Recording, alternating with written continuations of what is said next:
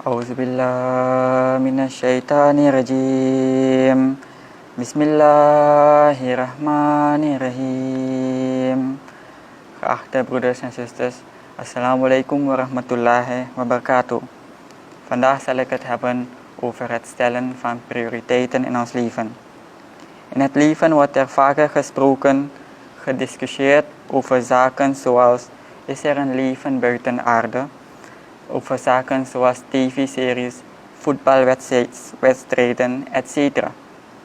De vraag is of het belangrijk is, omdat we op dit moment zulke grote problemen hebben, zulke grote problemen voor ons, dat we geen tijd hebben om aan dit soort dingen te beginnen.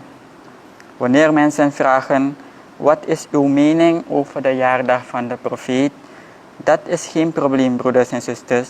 Het probleem is dat onze jongeren drugs gebruiken, dat onze jongeren alcohol gebruiken. Dat zijn problemen waaraan wij ons bezig mee moeten houden. Je wilt je energieën doorbrengen met debatteren of iets haram is, of iets halal is, of het de sunnah is, wanneer je mensen hebt die het geloof verlaten. Wat is er mis met ons? Dat is geen probleem, broeders en zusters. We moeten niet denken van: is er een tarawih van 8 rakat of 20 rakat namaz? Het probleem is dat mensen nu niet eens meer bidden. Mensen zijn verslaafd aan alcohol, aan drugs en vooral ook de jeugd van ons. Dan heb ik het niet over andere families, maar over moslimfamilies. Dus er is iets anders waarover wij ons bezig moeten houden. We moeten deze problemen gaan proberen op te lossen. We moeten leven geven aan de echte problemen. Opvoeding van onze kinderen, opvoeding van onze dochters, van onze zonen, van de islam. Hoe produceren we predikers in deze gemeenschap? Hoe produceren we ze? Hoe gaan we onszelf en de gemeenschap in de Koran onderwijzen? Hoe gaan wij ze de sira, de karakter van de profeet, vrede zij met hem, voor iedereen, elke man, elke vrouw, elke kind moeten weten hoe deze man was. Hoe hij zijn leven heeft doorgebracht. Hoe gaan wij dat doen? Hoe gaan wij onze tienerstudenten helpen als zij in problemen zijn met het geloof? Hoe gaan wij dat doen? Dit zijn problemen. Dit is nu wat nu gaande is op dit moment.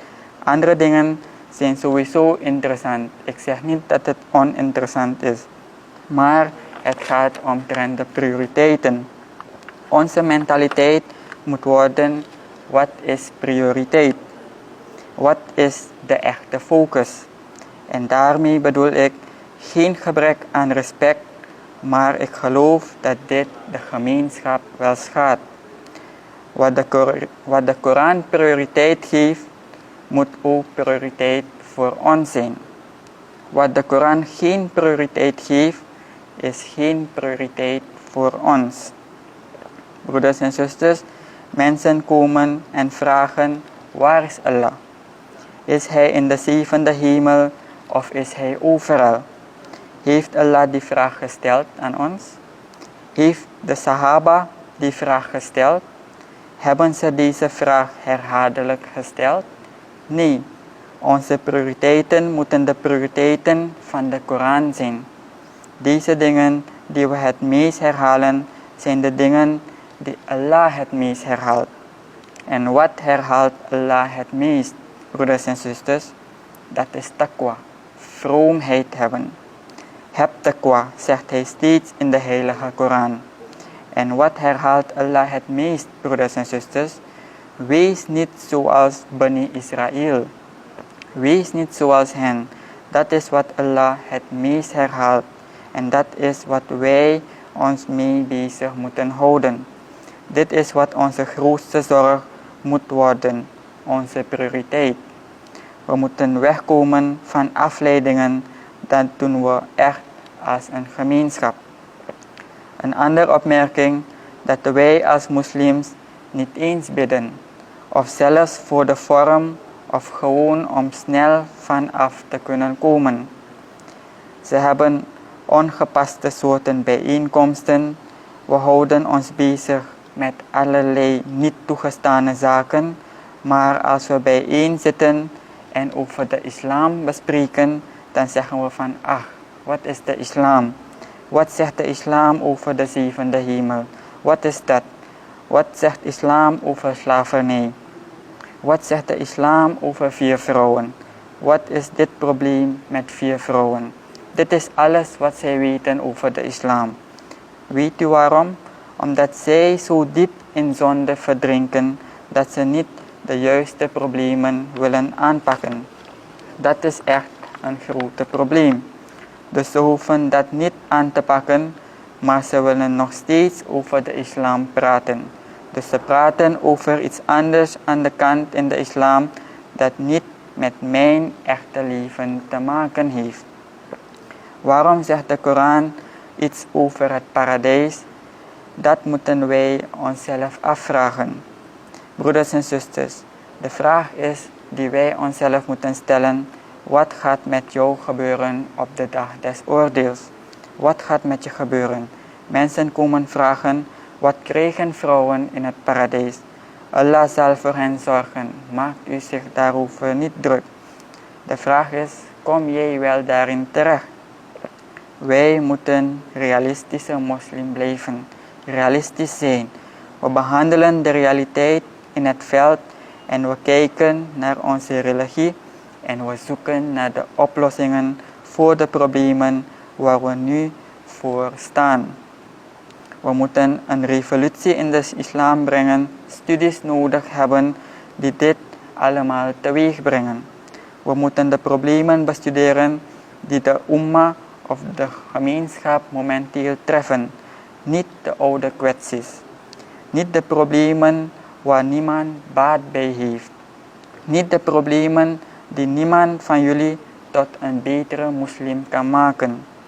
Als het me niet tot een betere moslim maakt, als het me niet tot een betere aanbidder maakt, een betere slaaf van Allah maakt, een betere vader, een betere echtgenoot, een betere zoon, een betere dochter, een betere burger en een betere medewerker, een betere donateur.